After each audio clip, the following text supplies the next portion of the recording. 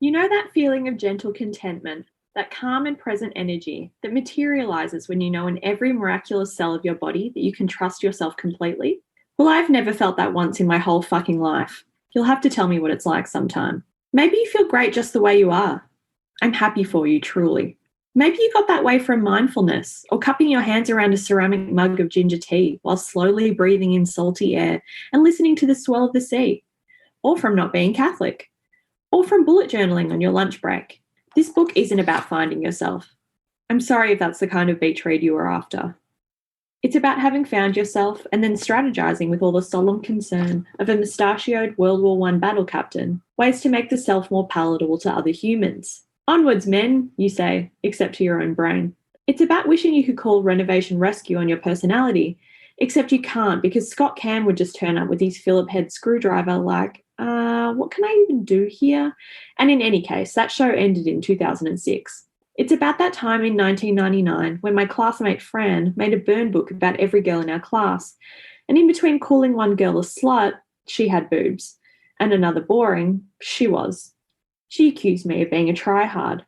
It's only because you try so hard at everything you do, said my popular sort of friend Anna Grace tactfully. The other girls nodded sympathetically. Anna Grace was lying. This book is about try-hards.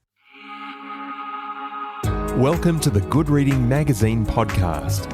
Good Reading is a monthly magazine dedicated to books and reading and aims to help readers discover their next favourite book. You can find out more about the books discussed on today's podcast at goodreadingmagazine.com.au.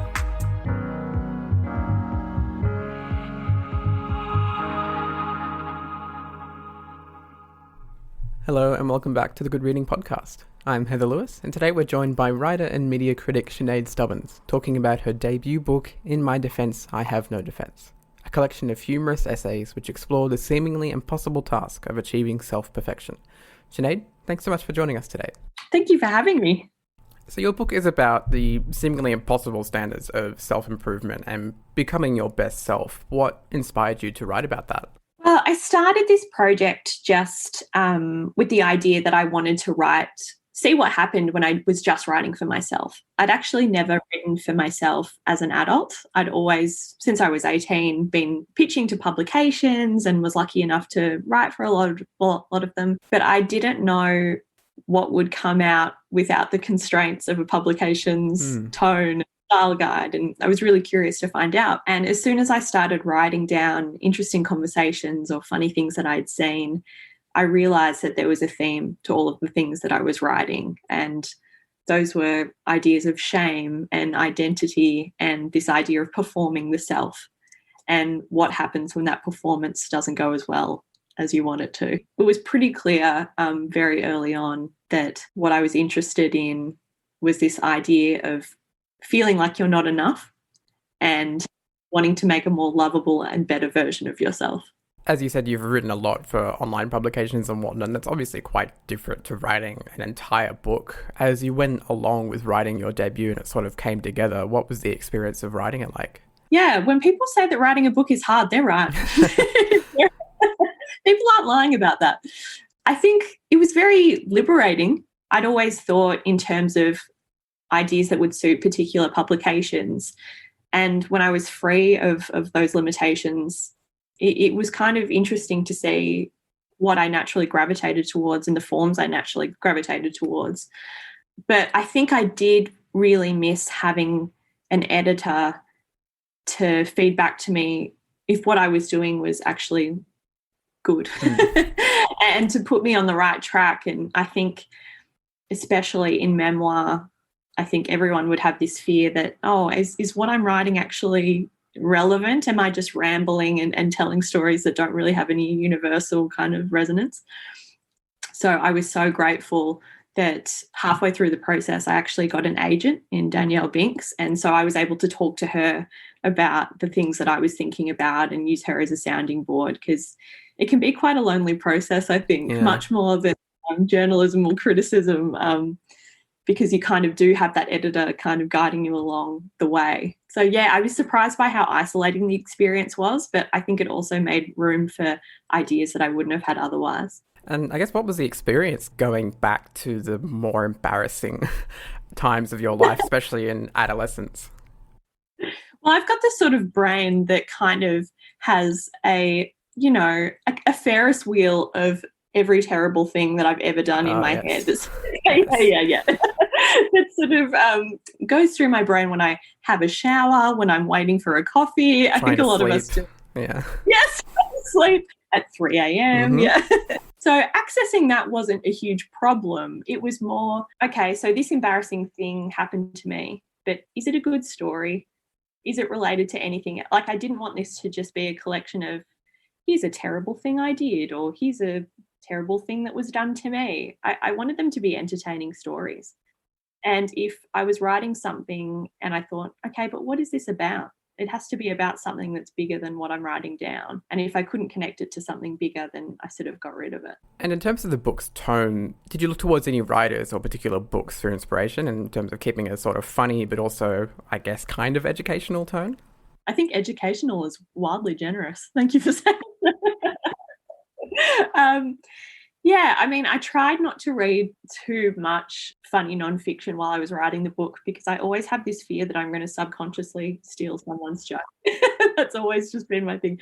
But previous to that, I loved writers like Samantha Irby and Sloane Crosley and Jenny Lawson and Nora Ephron, may she rest in peace. I loved the way that they were able to write about the personal in such a compelling and hilarious way that it didn't feel self-indulgent because it connected to something bigger than themselves. And even though they were talking about frivolous ideas, potentially like a haircut or a pastry that they tasted once 30 years ago and could never find again, you wanted to spend time in their world.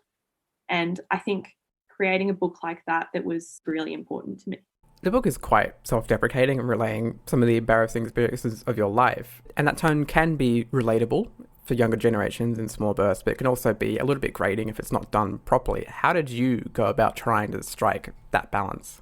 Which I did think you achieved, but how did you do that? Well, I'm glad that you think that because that's absolutely a fear of mine that I did not. Yeah, I think it was really important to me going into this that I didn't make myself the butt of every joke just for the sake of it. Because, we've all read books like that or seen TV shows like that where it's sort of the protagonist girl who's always tripping over and falling in puddles. And I didn't want it to be like that. Yeah. But also, conversely, I think because I was scared of being too self-deprecating and being sort of cloying and annoying, I sometimes found myself apologizing in the book and saying, oh, sorry, I know this is an annoying story, or, oh, sorry. And I had to take a lot of that out because I had to sort of sit with it. No, it's okay. You can exist. It's all right. People might not like this book and that's okay, but it's allowed to exist. And I think there was a little bit of internalized misogyny there as well, to be honest, because I think often with male humor writers, they are allowed to talk about the small gripes in their lives, and it's kind of described as like, oh, they've just summed this up and what a razor sharp. They're just neurotic or something.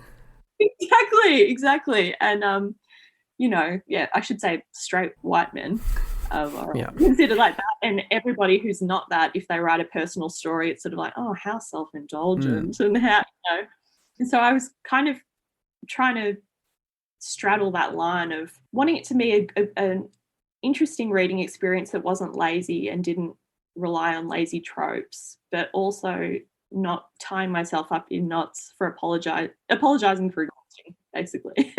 Well, one of the interesting things of the book is that some of the essays utilize second-person narration. Was that sort of your way to, I guess, make it a little bit self-indulgent while also trying to keep the reader in your shoes? Yeah, that's an interesting way of putting it. I mean, you're probably right. I think it honestly was as simple as if I had an idea, I would just write it the way I was thinking about it in my head, right, without any of a consistent style or tone, because I'd never had the freedom to do that before. If I was writing something and I thought, oh no, this would be better in second person, or this would be better as a list, or this would be, I just changed it on a whim.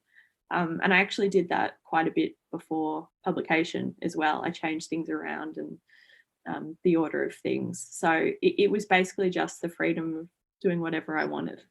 There was no plan. Yeah. That's what I'm saying.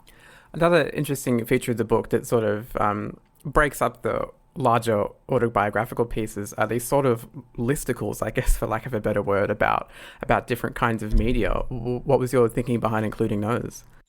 Well, I definitely made my bones on the internet writing listicles. That's something that I did for many years.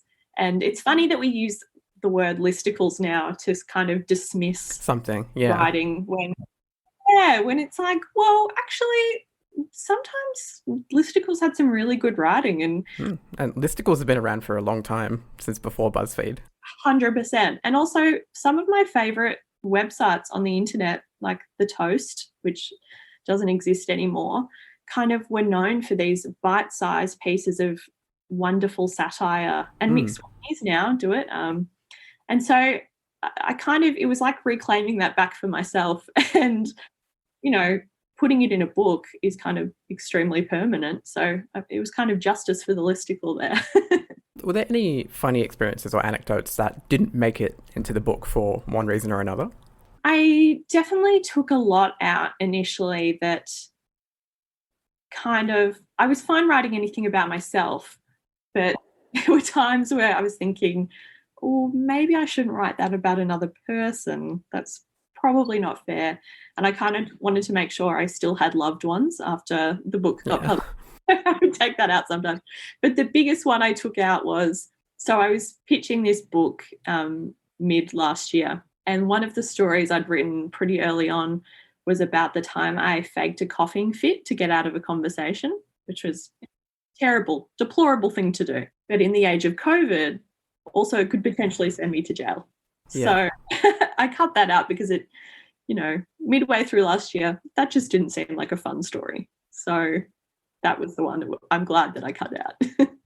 Can I ask what was so bad about the conversation that you had to fake a coughing fit? Yeah. The thing is, it wasn't even that bad. It was just that I had bumped into someone that I had studied with, and he had a big, important journalism job and was doing all these amazing things. And I also had a job that I was proud of at the time, but primarily what I was writing were captions of photos of fashion shoots and just like where that bag came from, and which was a job that was fine for me. But I could tell as I was explaining my job to him, he looked at me like I was, an orphan in a Charles Dickens novel, like that I needed to be rescued.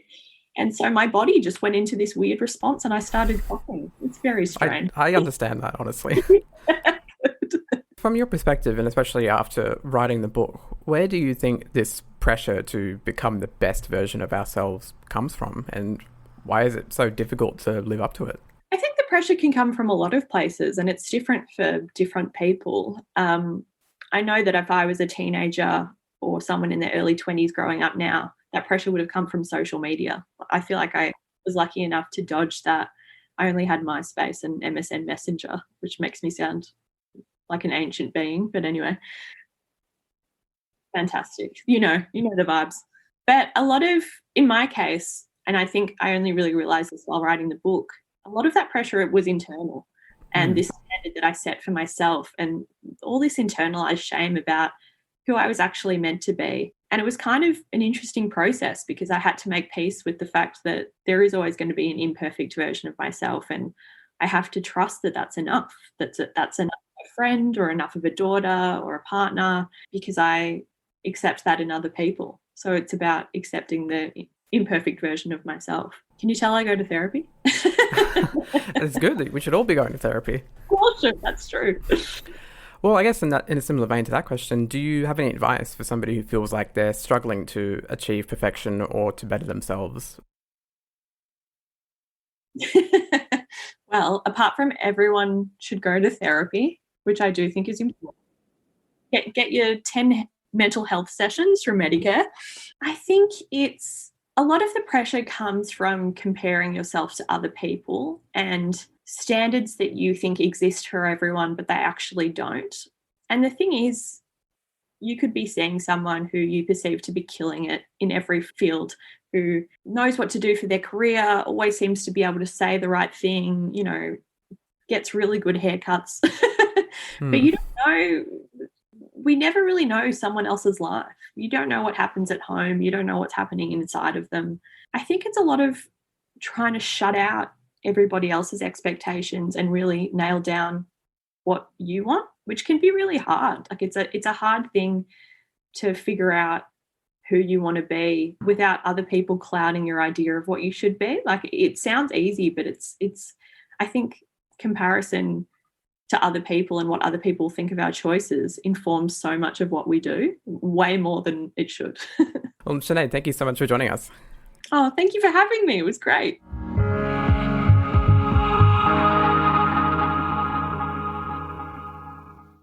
Subscribe to Good Reading print and online magazine at goodreadingmagazine.com.au.